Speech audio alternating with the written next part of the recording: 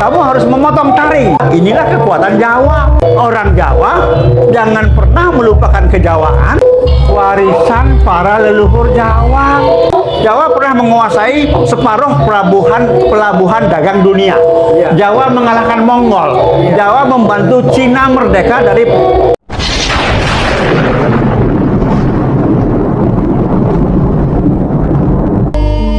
Om Swastiastu, salam budaya, salam sejahtera bagi kita semuanya. Kita masih di acara ruatan massal Murwakala dan Panggur bersama. Ini di Dusun Buduk Desa Banaran. Ini kita melanjutkan video yang kemarin.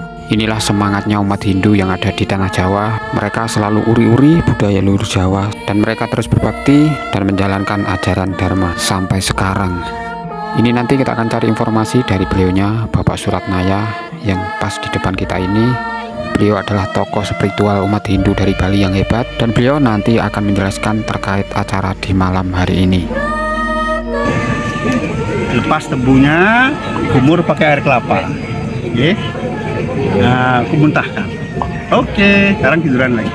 Untuk acara ruatan Murwakala dan Panggur Gigi bersama, ini masih menggunakan sajen Jawa. Umat Hindu Kediri tetap uri-uri budaya leluhur Jawa. Sekarang kita akan temui Bapak Suratnaya, ini tokoh umat Hindu yang hebat. Barangkali kita dapat informasi untuk kita informasikan kepada umat Dharma terkait di acara malam hari ini.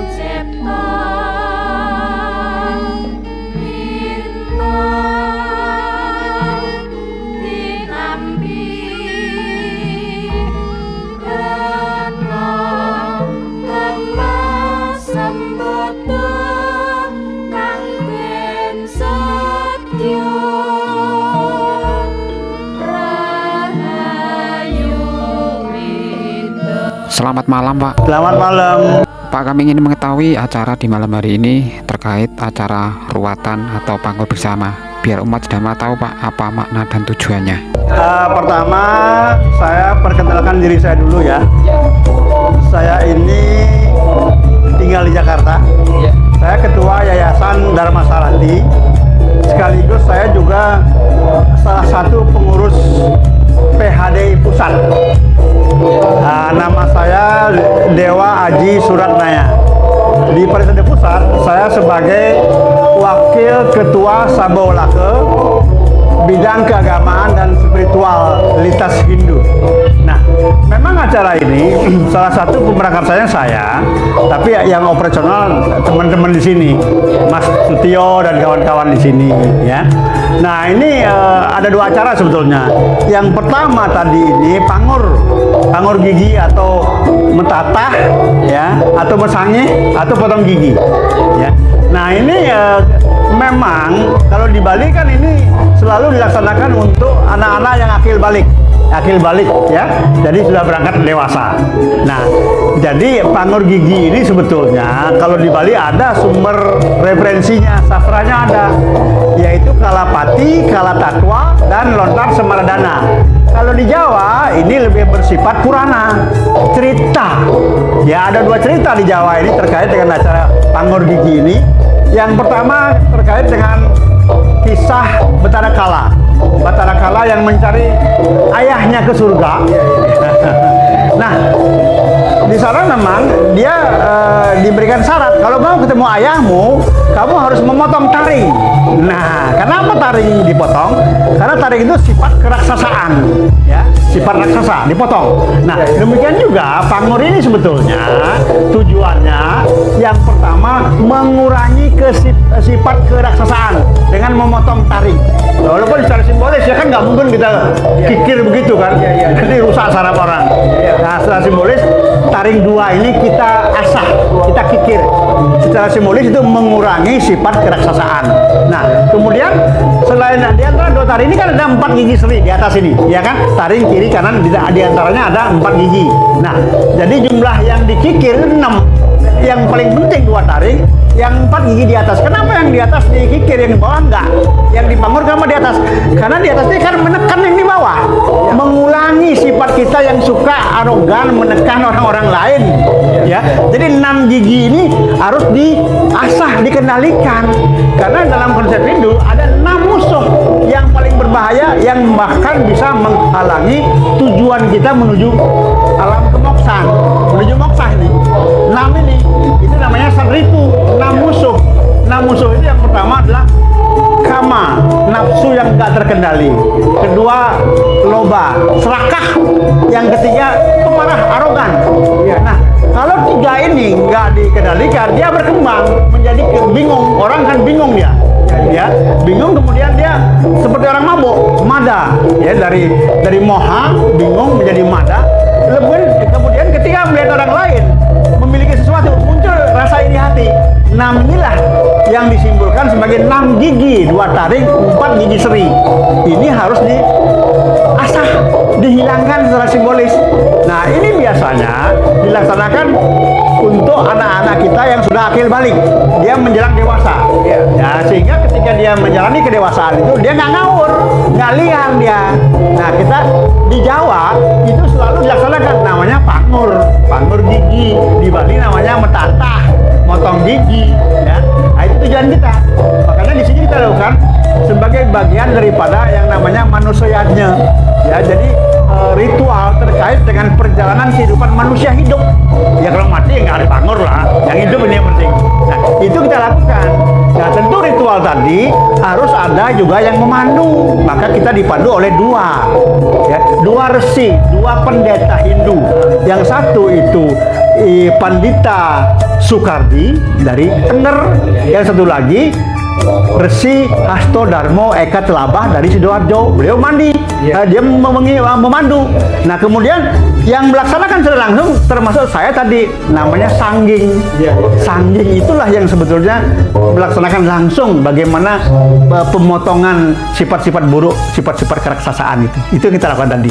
Nah, sebelum itu dilakukan, umat atau orang-orang yang ikut serta dalam acara pangur gigi, dia harus diberikan semacam sugesti. Makanya dia diberikan tirta dulu untuk mempersiapkan jiwanya orang-orang ini, sehingga dia nanti betul-betul memanfaatkan acara pangur ini.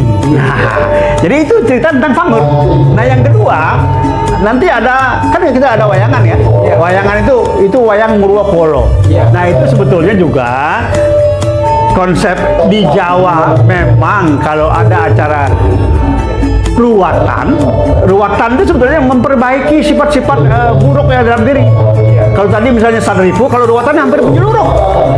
Jadi kita ingin supaya sifat-sifat buruk orang-orang ini betul-betul terkendali, istilahnya mereka bisa dijinakkan dari sifat-sifat liarnya. Nah, itu nanti kalau di Jawa istilahnya apa? Siraman. Jadi nanti pakai air itu disiram untuk menetralkan limbah-limbah rohani yang ada dalam setiap orang. Coba ingat, setiap hari kita 8 jam melek. Apa jaminan 8 jam kita nggak kesel, nggak jengkel? Nah, ketika kita kesel, sakit hati, marah, kecewa, itu akan menimbulkan kekotoran dalam jiwa. Nah, ini salah satu tujuan daripada ruwatan. Meruat dengan siraman. Nah, bahan utama kalau siraman pastilah air. Nah, di air itu nanti ada yang namanya kemang setaman. Tentu yang namanya air ini sudah diaktifkan. Kalau orang di Bali mengatakan diurip, tapi saya lebih suka menggunakan istilah diaktifkan. Dengan apa? Dengan panas. Makanya waktu dibuat tirta itu dengan doa, dengan mantram yang memanaskan secara tidak nyata loh ya, bukan air mendidih, enggak. Karena apa? Semua benda, semua gerak, semua kehidupan kalau mau aktif ya bekerja membutuhkan panas. Coba ingat, motor kalau berjalan kita panasin dulu, ya, mobil kita panasin dulu, sama konsepnya sama ini, ya. Nah, itu digunakan nanti untuk membersihkan limbah-limbah rohani yang ada di setiap orang. Pertama, yang kedua, tadi saya sampaikan sehari 8 jam kita belum tentu nggak kesel, nggak jengkel, ya kan, itu menimbulkan limbah, pencemaran dalam diri kita dan juga pencemaran ke alam. Makanya kita punya tugas bagaimana kita mengurangi kekotoran alam, mengurangi kekotoran dalam jiwa lewat ruwatan, ya, lewat ruwatan atau siraman ini, gitu. Nah, yang kedua, umat Hindu kan meyakini yang namanya punarbawa, yang namanya menitis. Di Jawa juga ada istilah menitis. Nah, orang menitis itu dia membawa sesuatu dari kehidupan sebelumnya, ya, belum tentu itu baik. Bisa itu sisa-sisa perbuatan buruk yang belum selesai di alam sana. Jadi kita selesaikan di alam sini. Nah, untuk mengurangi dampak buruk yang dibawa dari kelahiran sebelumnya, kita bisa melakukan ruwatan. Memang kalau di Jawa ruwatan lebih kental. Misalnya begini, kalau dalam sebuah keluarga ada masalah, anak 3, yang tengah laki-laki, orang Jawa mengatakan, oh, pancuran apit senang. Nah, atau perempuan di tengah 2 laki-laki, senang apit pancuran. Nah, supaya ketiganya bisa normal menjalani kehidupan, harus disinkronkan supaya klop ya, supaya nggak saling berantem misalnya. Itu ruwatan. Jadi Jawa sendiri punya konsep yang luar biasa sebetulnya. Hanya belakangan ini sering kita lupakan. Ya, saya nggak bicara Bali loh ya, karena acara ini yang ini acara di Jawa. Acara Jawa, pemandunya orang Jawa, sesajinya Jawa, mantranya Jawa, gamelannya Jawa, cara kita melakukannya juga dengan cara Jawa. Inilah Jawa, inilah kekuatan Jawa. Beda dengan di Bali. Bali pasti diwarnai oleh budaya, seni, estetika, indah kelihatan. Kalau di Jawa tidak, praktis, sederhana, tapi mengena. Dan kelihatannya mudah, sebetulnya enggak. Kenapa? Orang Jawa punya nilai lebih. Orang Jawa biasa puasa Senin Kemis, geblak orang tua, anak hari lahir, ya. Biasa dia kungkung, dia biasa bertapa, dia bisa peti geni. Ini menyebabkan orang Jawa memang tidak memerlukan banyak sarana, karena sudah ada kemampuan dalam diri, tinggal membangunkan. Bagaimana membangunkannya? Mengingatkan, kamu orang Jawa, jangan pernah melupakan kejawaan, ya. Apapun dimanapun kamu tinggal, jangan pernah lupa dengan Jawamu. Yang penting, kalau kamu tinggal di luar Jawa, mencari penghidupan di luar Jawa, kamu harus menghormati apa yang ada di sana, tapi jangan pernah berubah. Jawa harus tetap dengan kejawaan. Bali juga harus tetap berkebalian. Jangan pernah merubah. Nah, termasuk ruwatan ini sebetulnya menyesuaikan bagaimana supaya kejawaan itu muncul. Karena ruwatan ini merupakan warisan para leluhur Jawa yang tidak mungkin meninggalkan warisan yang membuat keturunannya buruk, nggak mungkin. Nah, inilah kita sekarang mencoba menggali. Kenapa Jawa dulu pernah hebat, pernah makmur? Jawa pernah menguasai separuh pelabuhan dagang dunia. Jawa mengalahkan Mongol.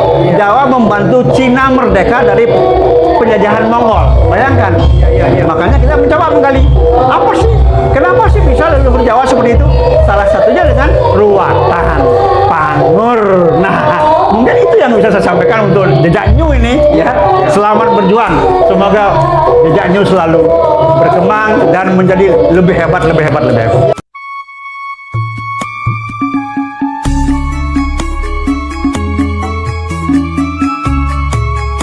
Itu tadi sahabat untuk penjelasan dari Bapak Dewa Aji Suratnaya, beliau umat Hindu dari Bali. Ini luar biasa untuk penjelasannya. Mudah-mudahan informasi tadi bisa bermanfaat bagi umat Hindu di seluruh Nusantara. Saya akhiri video kali ini. Salam Rahayu, salam budaya, salam sejahtera bagi kita semuanya. Rahayu, Rahayu, Rahayu.